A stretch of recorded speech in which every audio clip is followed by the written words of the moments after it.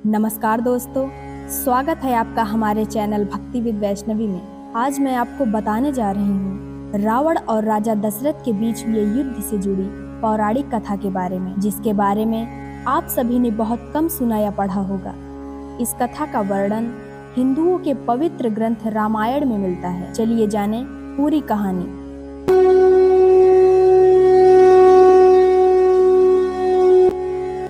पौराणिक कथाओं के अनुसार ये बात उस समय की है जब रावण ने ब्रह्मा जी से वरदान प्राप्त किया और 10 दिशाओं को जीतते हुए पृथ्वी लोक पर सरयू नदी के किनारे बसे अयोध्या को भी जीतने की मनसा लिए अपनी संपूर्ण दानव सेना के संग जा पहुंचा और आगे युद्ध के लिए रणनीति बनाने लगा। जब रावण ने सरयू नदी के तट पर पहुंचकर अपनी सेना को विश्राम करने का आदेश दिया और अपने मामा जी माल्यवान से कहा कि मामा श्री, हमने 10 दिशाओं के सभी राज्य जीत लिए हैं और सिर्फ सरयू तट के किनारे बसा ये अयोध्या ही बच रहा है, जिस पर हमें आक्रमण करने से पहले राजा दशरथ के दरबार में अपना दूत भेजना चाहिए।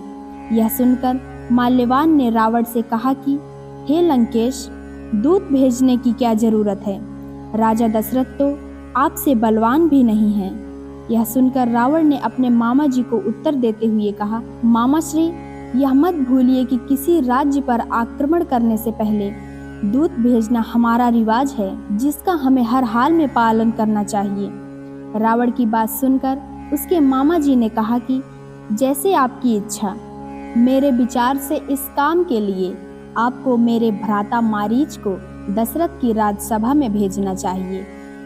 अपने मामा की इस बात पर रावण ने भी सहमति जताई। रावण ने अपने मामा जी से वार्तालाप के बाद मारीच को अपने संदेश वाहक के रूप में अयोध्या में राजा दशरथ के दरबार में अपना संदेश देकर भेजा। ये संदेश मारीच ने राजा दशरथ के दरबार में सुनाते हुए कहा कि दशानन सरयू तट पर सेना सहित आ गए हैं और अगली प्रात राजा दशरथ को युद्ध के लिए ललकार रहे हैं, और यदि राजा दशरथ इस युद्ध से बचना चाहते हैं और अयोध्या को विनाश से बचाना चाहते हैं तो अपना मुकुट दशानन रावण के चरणों में रखकर उनकी अधीनता स्वीकार कर लें। रावण के दूत मारीच की बात सुनकर राजा दशरथ क्रोधित हो उठे और उससे बोले, हम रघुवंशी ना कभी किसी के आगे झुके और ना ही युद्ध करने से पीछे रहे हैं, और हमें अपने राज्य की रक्षा करना भी आता है।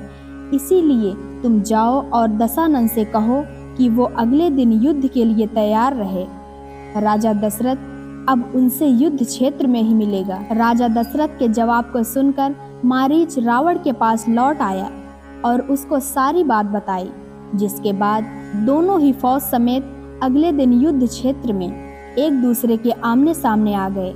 जब राजा दशरथ और रावण एक दूसरे के सामने थे, तब राजा दशरथ ने उसको युद्ध रोकने के लिए एक बार समझाने की कोशिश भी की, लेकिन अहंकारी रावण ने नहीं माना और दोनों प्रतापी राजाओं के मध्य भयंकर युद्ध होने लगा। लेकिन राजा दशरथ की फौज की संख्या जल्द ही कम होने लगी। तभी राजा दशरथ ने अपने तरकस से एक दिव्य बाण निकाला और उसे मंत्रों से सिद्ध कर धनुष पर चढ़ाया। जैसे ही राजा दशरथ उस मंत्र युक्त बाण को रावण की ओर छोड़ने के लिए मुड़े, तभी ब्रह्मा जी वहां प्रकट होते हैं और राजा दशरथ को ऐसा करने से रोकते हुए कहते हैं कि हे राजा दशरथ, तुम अपना ये बाण रावण के ऊपर न चलाकर ब्रह्मांड में छोड़ दो, क्योंकि रावण को साक्षात शिव शंकर का वरदान प्राप्त है कि उसे युद्ध में कोई पराजित नहीं कर सकता। उसकी पराजय उसी दिन होगी जिस दिन उसकी मृत्यु होगी, जिसका समय अभी नहीं आया है, और रावण को मैं खुद समझा दूंगा।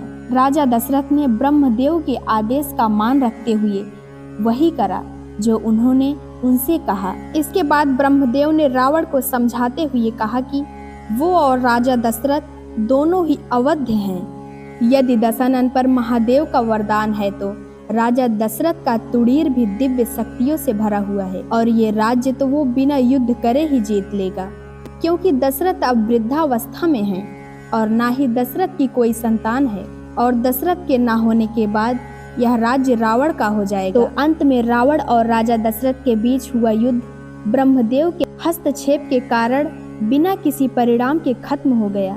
वीडियो अच्छी लगी हो तो उसे लाइक कीजिए, चैनल को सब्सक्राइब कीजिए और कमेंट बॉक्स में जय श्री राम जरूर लिखिएगा। धन्यवाद।